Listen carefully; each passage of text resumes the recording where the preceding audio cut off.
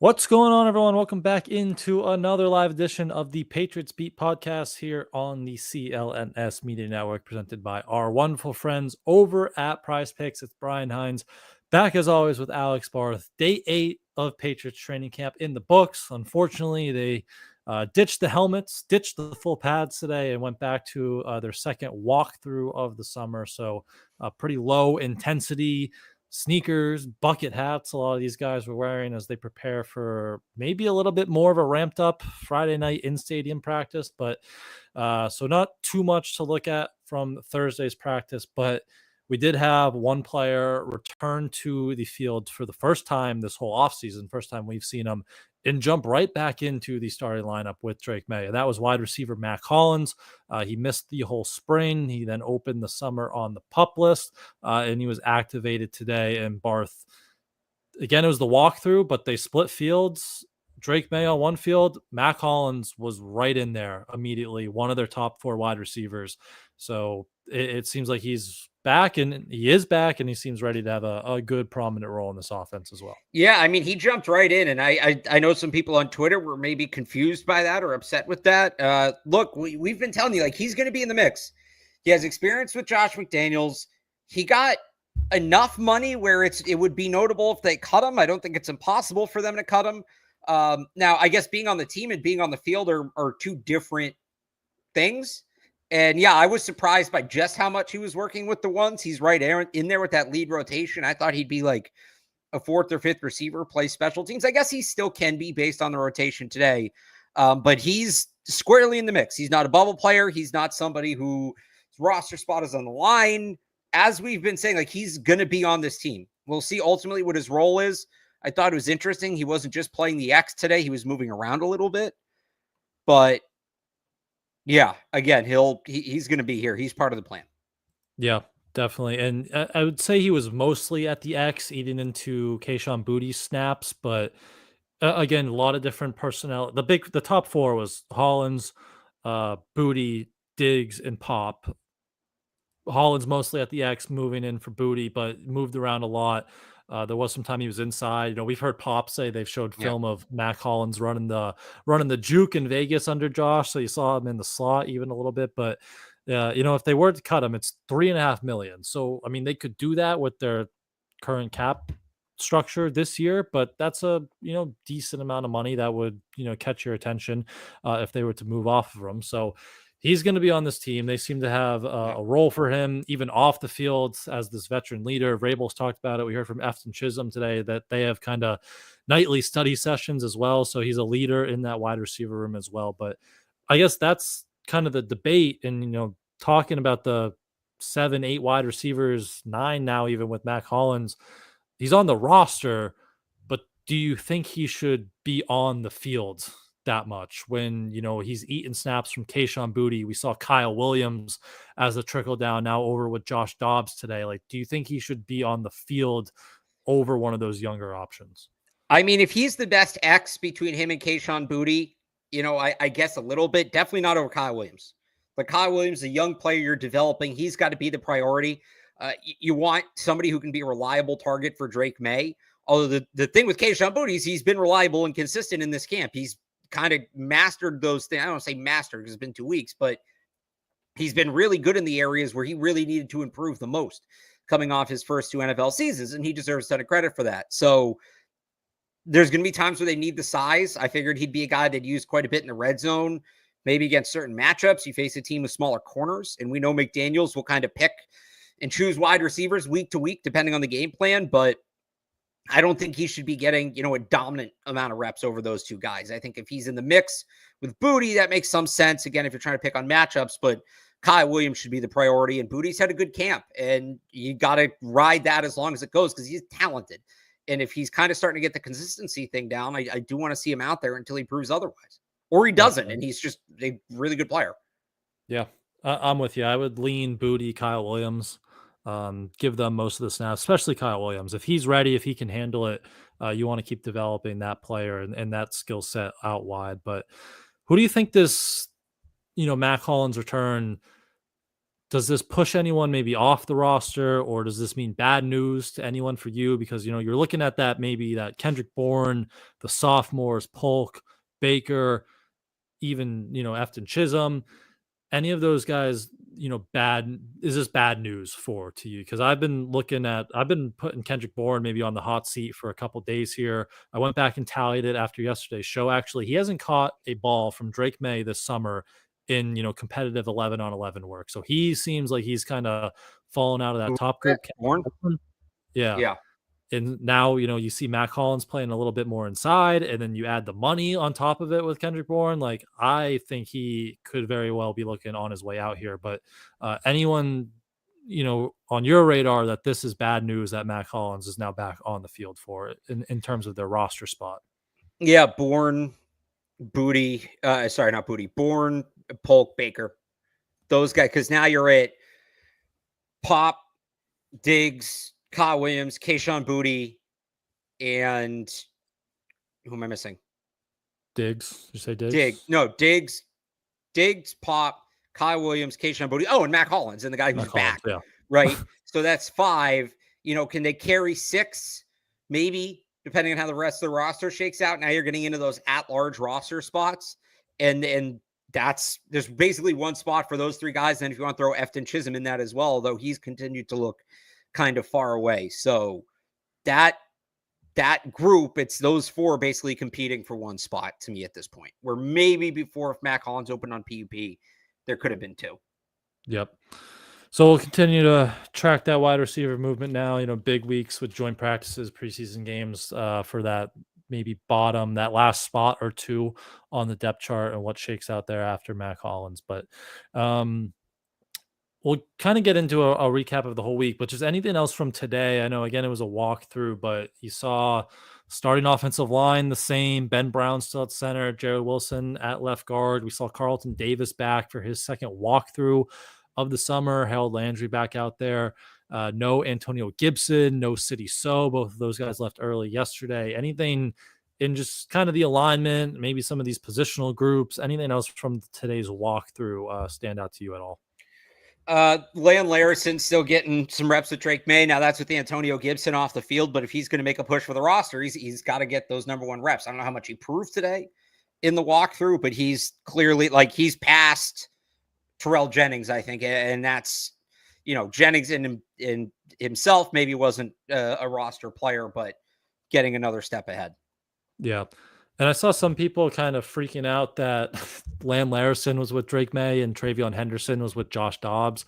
I think they just split up Henderson and Stevenson, because I'm guessing these are going to be similar to the teams that are in Friday night scrimmage. So, like with the receivers, it looked like the top 4 receivers were with Drake, and then the next 4 receivers were with Dobbs. So running backs, it looked like they gave Stevenson to Drake, Henderson to Dobbs. So I'm not saying Lamb Larison has passed Travion Henderson here, but it is still, he had his first catch in competitive work with Drake yesterday, and now, with Antonio Gibson out, Lamb Larison still with him. So I think that's noteworthy, but definitely has not, your 1-2 is still Travion Henderson or Ramondre Stevenson. That hasn't changed. Yeah, and Kyle Williams was on that second field with Josh Dobbs too. So that might have just been a rookie thing. Yeah, definitely. So maybe those are, again, the lineups for tomorrow night. What are you expecting for tomorrow night? Because I feel like, we've talked about it. It's usually very low key, just, walk through. This is how we're going to sub. Kickers can get their sight lines down, and everyone it's literally a walkthrough for a game. But with today's walkthrough, do you think this could get a little more ramped up intensity tomorrow night, Friday night in stadium scrimmage? Yeah, I think they're going to get after a little bit. I don't, full scrimmage. What does that mean? That could go a number of different ways, but I think this isn't going to be today was what we typically saw in the in-stadium practice. And if you go back to last week, even though they weren't in pads on that last day, they did the walkthrough on Friday and then ramped it up on Saturday. And it was their highest intensity practice to that point, which was really just kind of drilling in the individual plays from the day before when they walked it through. So you mentioned the walkthrough, maybe that was the teams for the scrimmage. Maybe just drilling through some of the situations of what they installed yesterday to get used to kind of like a game week kind of flow. All right, we installed this. Now we're going to go out. We're going to execute it at full speed. All right, so maybe some in-stadium Friday night action for us, and anyone in attendance, season ticket members. Is it still Foxborough residents? Foxborough residents and season ticket members, Yes. I Yeah. believe. So, hopefully a good crowd. Hopefully the rain holds off, and then we'll actually get some maybe competitive work during that as well. But Yeah. that's what went down today. Day 8, again, another walkthrough, low key. So I'm gonna hear from our friends over at Prize Picks very quickly, and then we'll be right back to break down, kind of summarize the week going into Friday. If you guys have any questions as well, you can throw those in the chat about anything that's gone on through training camp so far. But we will start with our friends over at Prize Picks. And do you know ball? Because there's a football game being played tonight. The Hall of Fame game is back, and you can spice up that action. Not that it needs any spicing up, the Hall of Fame game. Only Jeff Fisher was out here to break out his best trick plays of the season. But if you want to spice up the Hall of Fame game, head over to Prize Picks, the best place to cash in on your favorite sports.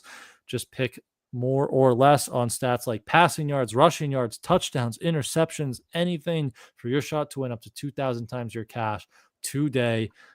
Chargers, Lions in this Hall of Fame game. Yeah. Great quarterback matchups. I mean, Trey Lance, Hendon Hooker, DJU is supposedly getting in there for Trey Lance in the second half. Amari and Hampton on the running back for the Chargers, first round pick, more or less than 20 and a half rushing yards if you want to get in on that. So tons of action. Jake Bates, Cam Dicker in the kicking world.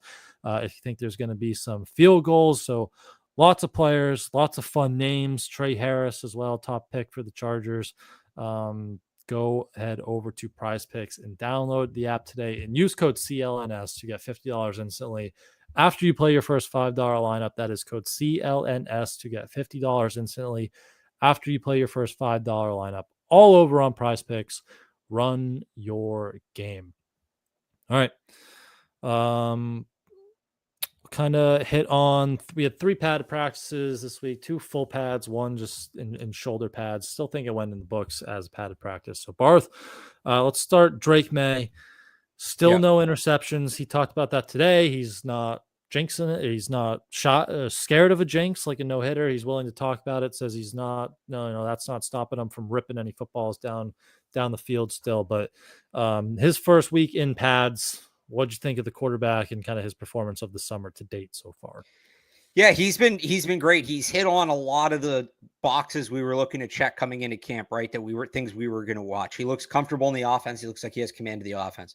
He's taking care of the football. He's focusing more on remaining a thrower and not looking as quick to scramble and extending plays to pass downfield. He had that practice yesterday. We finally got that wire-to-wire performance. It wasn't a bounce-back performance. He was just good. So I think as much as you can realistically ask for from Drake Maye. We'll see what happens when we get to the joint practice next week. That's going to be a major test. But for, some of the concerns about the line and the injuries piling up and things like that, Drake Maye is having the camp you kind of want him to have.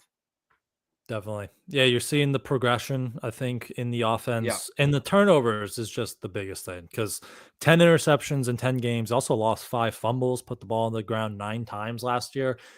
You can't win games like that, right? That goes back to the whole Mike Vrabel bad football. They want to take advantage of bad football. They don't want to be playing the bad football, and turnovers is the biggest catalyst for that. So the fact that he hasn't thrown one, I think that's one of the biggest positives and takeaways from camp because they will go as Drake Maye goes this year. Now, they have put the ball on the ground a couple times with that quarterback center exchange, 2 with Jared Wilson, 1 with Garrett Bradbury.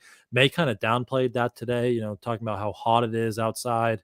What else did he say? I had it, how hard it is for the centers, but he didn't seem too concerned. But, you put the ball on the ground 3 times through 8 training camp practices, that's noteworthy. Right. So that will have to get cleaned up. But I do think it's been a positive start for Drake Maye this training camp. We talked about the receivers, a lot about the running backs. Let's get into the trenches with the pads. I still feel like if there's a spot to really be concerned about this team, it's probably the offensive line. And, not calling, again, Will Campbell a bust, but he is a rookie. You expect some bumps and bruises. You kind of saw those peaks and valleys riding that roller coaster this week. 2 competitive practices to start. Yesterday takes a major step back. Like he you saw the LSU film translate some really bad losses, a lot on the inside, still moving bodies in the run game, though. Where are you at with Will Campbell going into these joint practices, and just what questions do you still have along this offensive line moving forward? So I think it's been more good than bad for Will Campbell.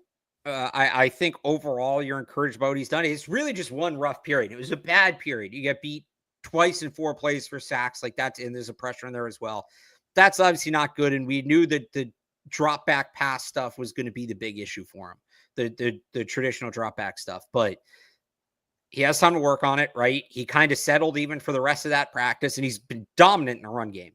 So I feel like he's been as advertised. We were pretty clear about this during the draft. We thought he was the best left tackle in the draft. We thought he was a starting caliber left tackle. Nobody thought he was going to be Joe Thomas, or nobody was saying he was going to be Joe Thomas, I should say. He's not a perfect prospect. Nobody is. My role with that.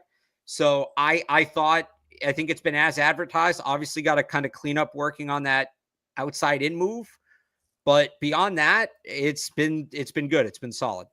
Yep. And you hope that's something that they can coach up right over the next month, and then even continuing forward, so it's not as bad of a flaw, that outside in move. But I would say, sticking with the rookies, like one of the biggest surprises up front has still been Jared Wilson. And not that either of us thought Jared Wilson wasn't a good football player, because we both really liked him coming in out of the draft, and we thought, we were thrilled that they could get him after trading down even a couple times in the 3rd round there. But just his level of involvement after missing the sprain, we've talked so much about that, but he seems penciled in there, or maybe even sharpied in there at this point for a starting 5 spot. Looks like that will be at left guard. And then center is still kind of a question mark, right? Garrett Bradbury, we haven't seen for 2 days now. He gets rolled up on. Ben Brown gets elevated with Jared Wilson at left guard. So maybe Ben Brown's got to be on your 53-man roster projection whenever you break out a next one. And then Cole Strange kind of snapping with that second unit. So it's still with Wilson playing as well as he is and really settling in at left guard. The center position still feels like a major question mark going forward. To me, like, yeah, if you do the math on it, right, the guys that have actually worked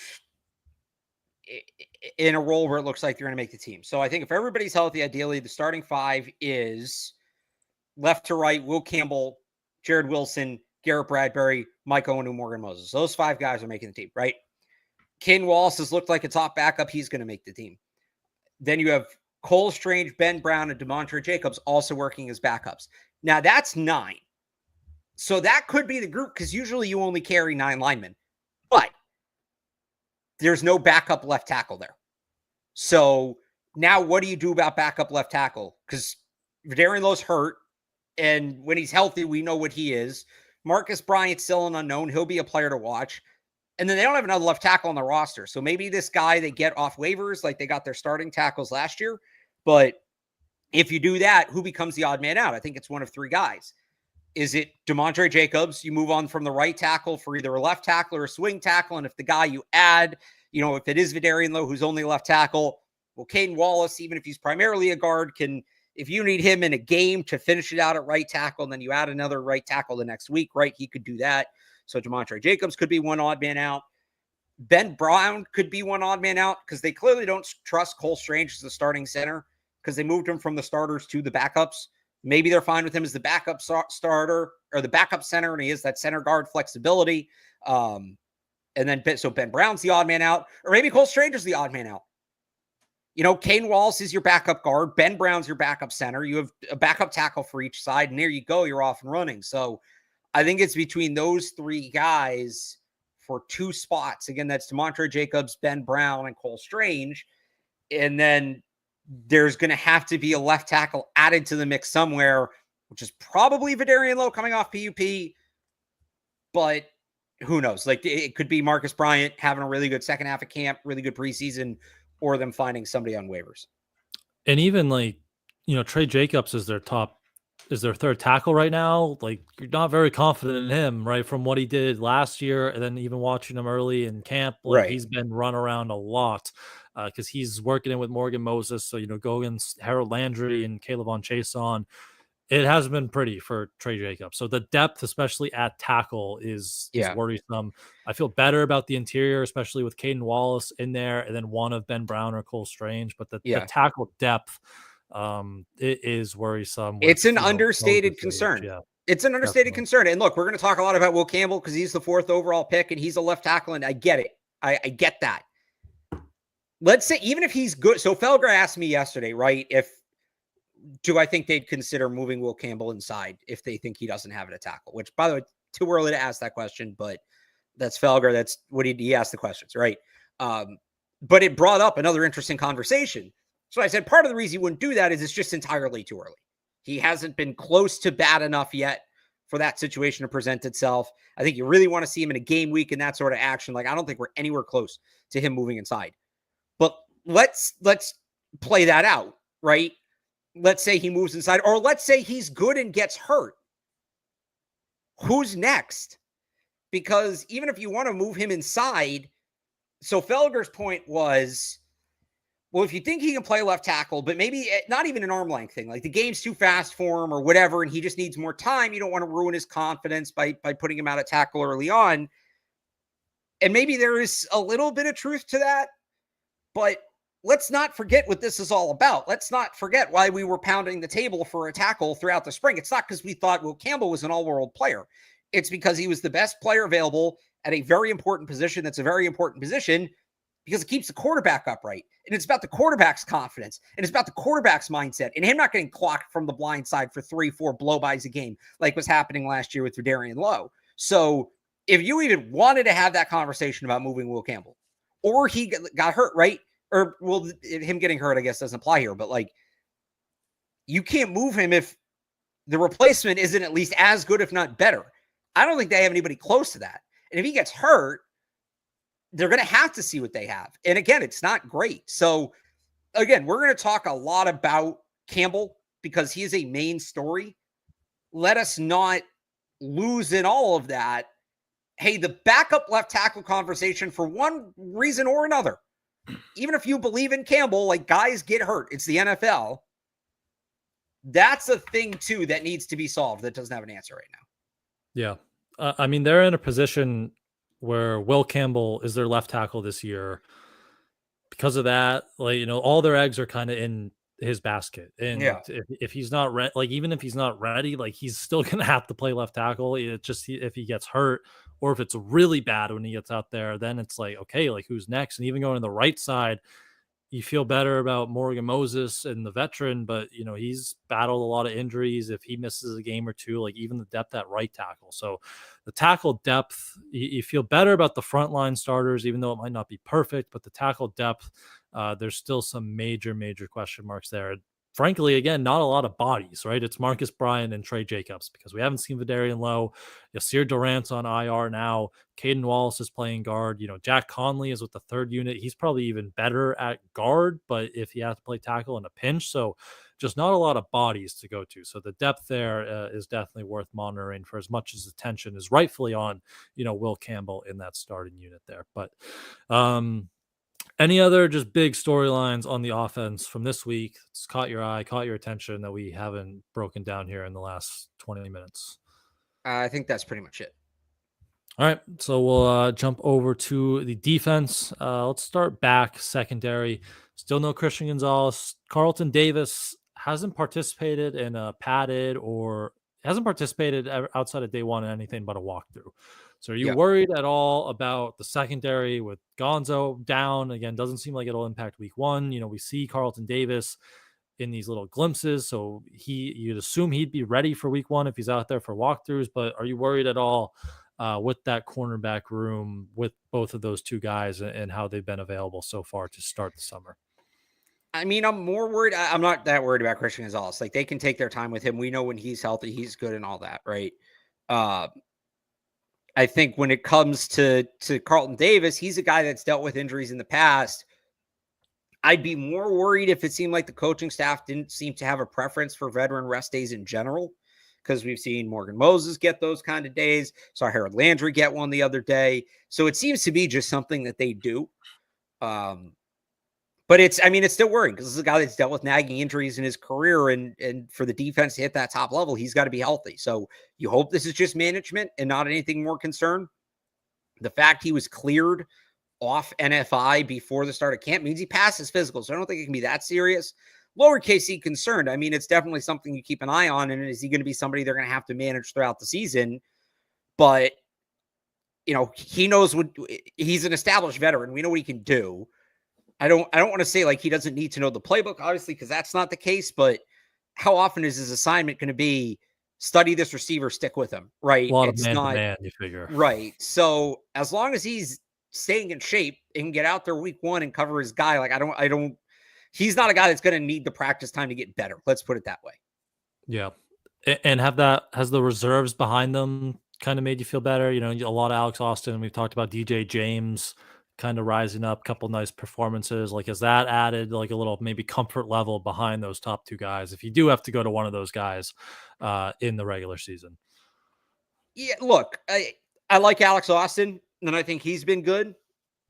I don't think there's a drop off. There's a significant drop off from Carlton Davis to Alex Austin. So say I feel good about it. I'd much rather Carlton Davis be out there. I think it's a completely different ceiling for the defense if it's Carlton Davis versus if it's Alex Austin. Alex Austin's not a bad backup, but I want to see Carlton Davis out there. I'm concerned. Like, I'm concerned if he's not healthy, that's worrying. If he's fine and it's just maintenance days, he's not somebody that I worry about. Oh, he's missing this practice time. He knows what he needs to do. I don't think he necessarily needs a ton of practice reps. Agree with you. Someone did ask in the chat, has Duggar looked better than last season? He definitely looks healthy. Yeah, he's moving. I will note, like, there's a couple big plays that you mark down and, you focus on the offense kind of when it happens. But then I've gone back a couple times and looked, and it's like, oh, that's on Kyle Duggar. Like, and then, oh, that's on Kyle Duggar too. So maybe he's still giving up some plays in coverage.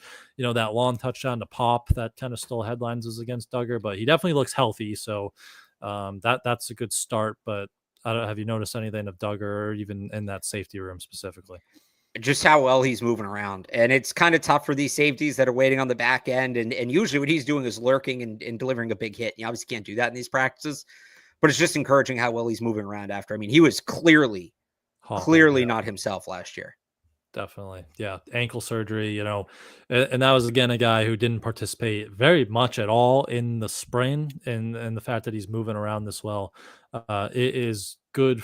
But now you hope maybe the mental side just picks back up a little bit and you can start making more of those plays. And even, when you start to hit, sometimes that helps some of these guys. You get physical, you start hitting people, and that picks things back up. But moving down a level, linebackers, I thought it was noteworthy today. And I mean, not a surprise, but noteworthy. The two guys with helmets on the defense were Robert Spillane and Jack Gibbons. So those are your green dots. We kind of knew that with Spillane. He's been awesome. I thought, just flying around, tons of energy, golden retriever energy, someone called him, and very active on the defense. So I think you're set with him. But what do you think about behind him? It's been kind of quiet for Marte Mapu. It does seem like it's Christian Ellis and Jack Gibbons, especially with Jelani Tavai hurt.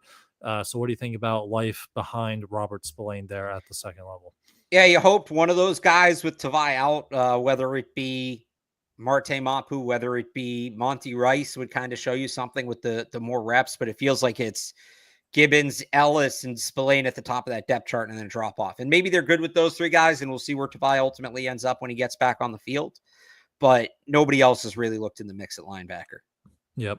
Someone asked, would you put Mapu on your team right now? No. As in, like, the way they're using him doesn't suggest a player that they plan on having on the roster. Yep. I agree with you. Yeah, it's been interception today. Huge interception today, though, off Josh Dobbs. Yeah, that was weird. Josh Dobbs threw one right to him to the point where I'm like, are they? Because I've seen them do this. This was when I covered D3 college football, and there was a practice where one quarterback threw like 5 picks in a row. And he's for D3, he's a good player, starting quarterback. And so I go up to the coach after practice before we got to talk to the player. I'm like, what happened with him today? And he goes, oh, we were doing an interception return drill. Like, they were telling him to throw, because they wanted to get where the week before there'd been like they picked a couple passes off because the defense was good and there were some penalties on the return. So they wanted to kind of get everybody drilled on that. So obviously, to set up an interception return, you got to throw an interception. I don't think that was the case for Josh Dobbs, but it was the only other time I've seen an interception to walk through. It was a weird play. It was a weird Yeah. play to walk through. And maybe they were, because they were doing some of that like Hail Mary stuff, just practice. So maybe it was something weird like that. But we'll see with Mapu if he can pick up some steam, maybe in game action. But wrap it up. A couple more things. Defensive line.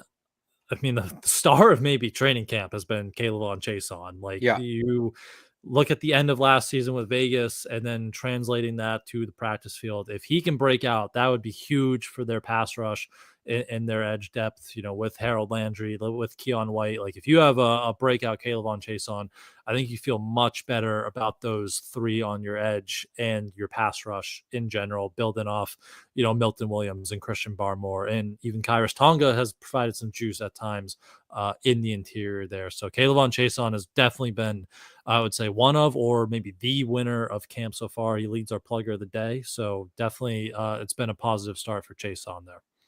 Yeah, he's been the best player in pads. He's been awesome, and we'll see if it continues. Another guy where joint practices will be big, but if they found something there and this coaching staff tapped into that first round potential, it'd be a big difference maker. Big if, but it's something to think about. 100%. And, I think Keon is still, that's someone we talked a lot about, maybe breaking out. I still think he's been very good. Are you worried? Milton Williams, we've talked a lot about him too.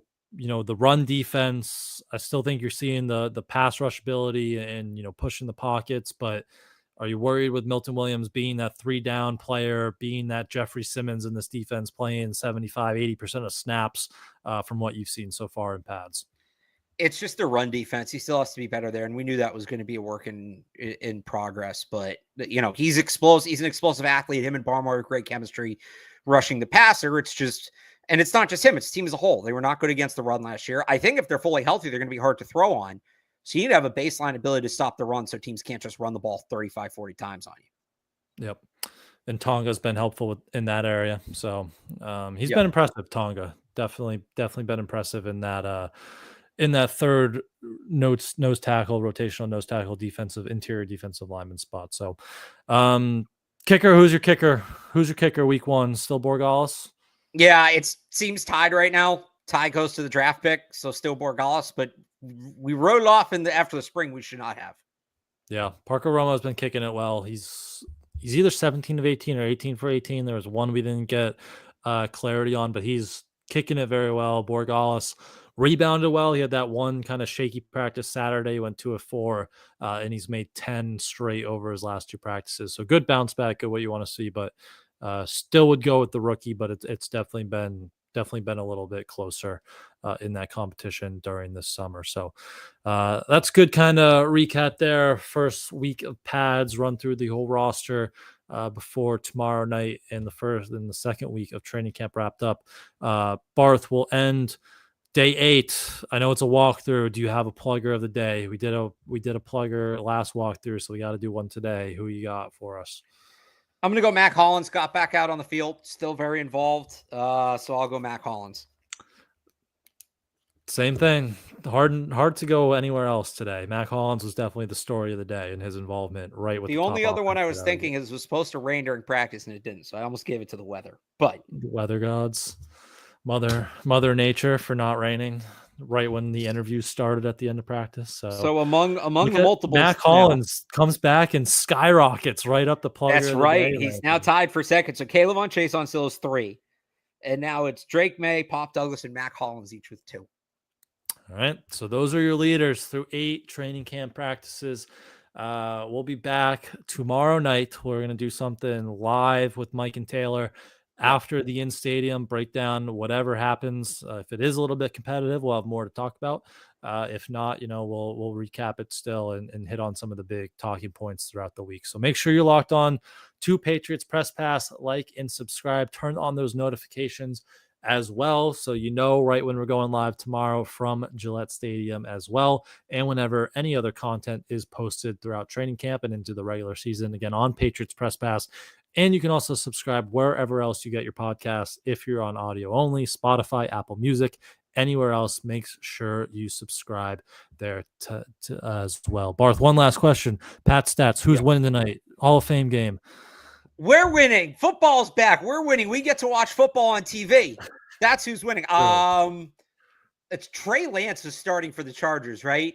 Trey Lance versus Hendon Hooker. And we'll factor in DJU is replacing Trey Lance in the third quarter. It's the Lions. It's the Lions. Hendon Hooker. DJU. DJU will have, 2 of 9, 40, 2 of 9, 17 yards, an interception, and lose the game for the Chargers. We get to watch DJU tonight. Football's really back. That's like, I don't know what else we can talk about here real quick before we wrap up. Some more Madden ratings today. Oh, yeah, true. Christian Gonzalez, the second best corner in football, according to Madden, behind only Shocking that out of all the cornerback rankings, whether it's the top 100, PFF, whatever, Madden was the one who got Christian Gonzalez right. Well, the top 100 had Cooper DeJean ahead of him. So it's Surtain is a 97. There's no 99s at corner this year. Surtain's a 97. Gonzalez is a 95. Jalen Ramsey, Sauce Gardner, Trent McDuffie are 94. Derek Stingley's 93. Marlon Humphrey's a 92. Jair Alexander's 91. So Gonzalez alone in second. They made him an elite man cover corner. I would say they got it pretty right. They also have Bryce Behringer tied for the 7th best punter in football. Respect. Ahead of him is AJ Cole, Michael Dixon, Cody Bojorquez, Patriots legend Cody Bojorquez, Bradley Pinion, Brian Anger, J.K. Scott, and then Behringer is tied with Jack Fox and Tommy Townsend. So that's good company. Good company for Bryce. And there's so they released they did the top 10 at every position. Those were the only 2 Patriots that qualified. Hunter Henry had a case to be top 10 tight end. He is sometimes. What I don't like is Joe Cardona did not crack the top 10 long snappers. Obviously not a Patriot anymore. Wow. Josh Harris and Andrew DePola are number 1. They're tied for second. What were their 81. rankings? Both 81. So that's about like the best kicker in the game is usually like an 85. Punter was an 85. So that's usually you don't get specialists in the 90s. Zach Wood, JJ Jansen, Hogan Hatton, Ross Matzik, Trent Sieg, Thomas Hennessy, and Reed Ferguson ran that group out. Reed Ferguson was a 71. And then because they did the rookies yesterday, so he wasn't in the top 10. I'm trying to remember what Ashby I have it. Yeah, 65, I believe. It's like a 65. So I'm gonna guess Joe Cardona is better than that. Maybe he's like a 70, but snubbed. Top 10 long snapper in football. Snubbed. Definitely. Ashby could close ground there, especially if they use him like we expect, and he's making a lot of tackles downfield. And if he could make one big play with a fumble or something, that he could jump up there to a 71 and crack that top 10. So maybe he can join that top 10 representation in Madden there with Christian Gonzalez and Bryce Behringer. Some good stuff. But all right. We'll wrap it up there. Again, please subscribe to Patriots Press Pass, wherever else you get your podcasts. You can follow Barth on Twitter at RealAlexBarth. Head over to 985thsportshub.com for his Patriots coverage online there. And you can follow me on Twitter at I am Brian Hines, and head over to patspulpit.com for all our Patriots training camp coverage there as well. Thanks, everyone, for jumping in with us today. Enjoy the Hall of Fame game, and we will see you guys back tomorrow night.